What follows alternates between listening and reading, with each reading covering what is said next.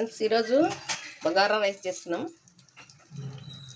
చూడండి, ఆయిల్ పెట్టి కుక్కర్ పెట్టుకున్నాం. ఆయిల్ వేసి దాంట్లో చెక్క, లవంగాలు, అన్నీ మసాలా దినుసులు,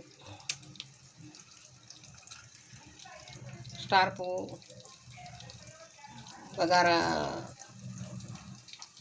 బిర్యానీ ఆకు అన్నీ వేసినాం. బాగా కాగాల.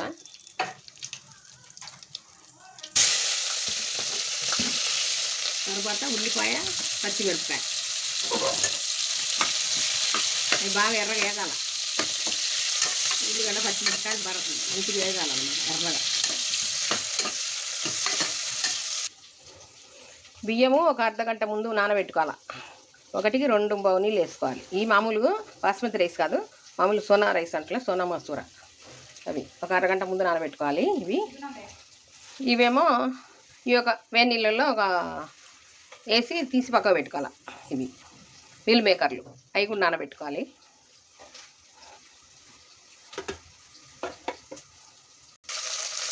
పుదీనా కూడా వేసినాం.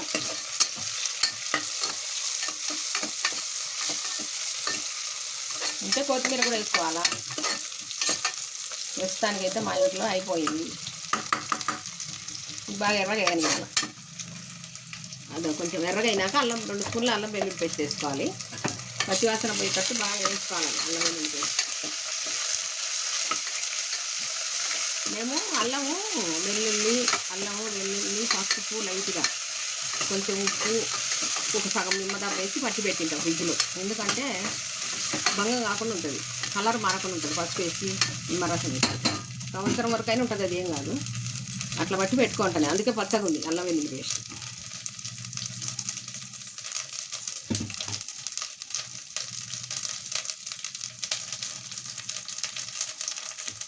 దాంట్లోనే మిల్ మేకర్ వేసుకోవాలి. Meal maker pulao.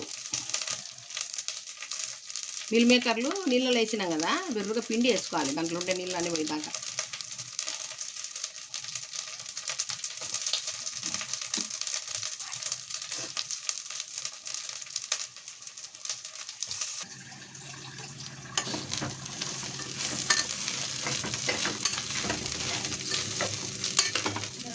దీంట్లో మేము టమాటా వేయటం లేదు. బగారా రైస్లో నిమ్మరసం వేస్తాము. ఒక డబ్బా నిమ్మరసం పిండుతాం.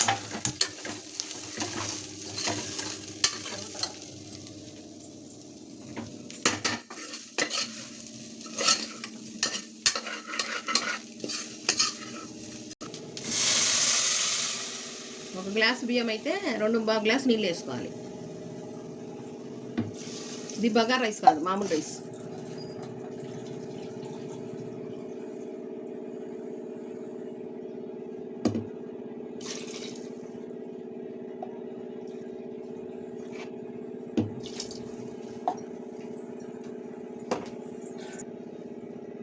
తగినంత సాల్టు.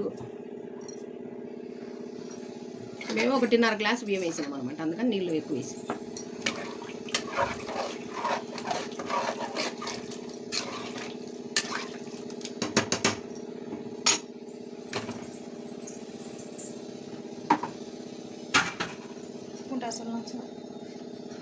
కొంచెం కారం వేసుకోవాలి, కలర్ కోసం. ఉంటే నువ్వు టమాటా వేయలేదు కాబట్టి కొంచెం కారం వేసి కొంచెం కలర్ వస్తుంది కలిసి.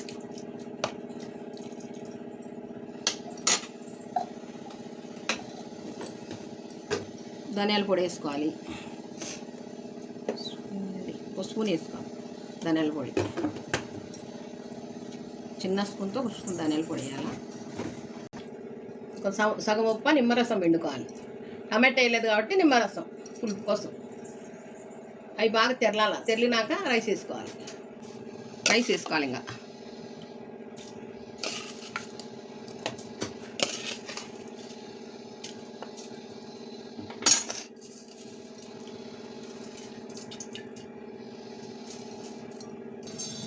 బాగా కలబెట్టుకొని ఇంకా మూత పెట్టేసేయాలి.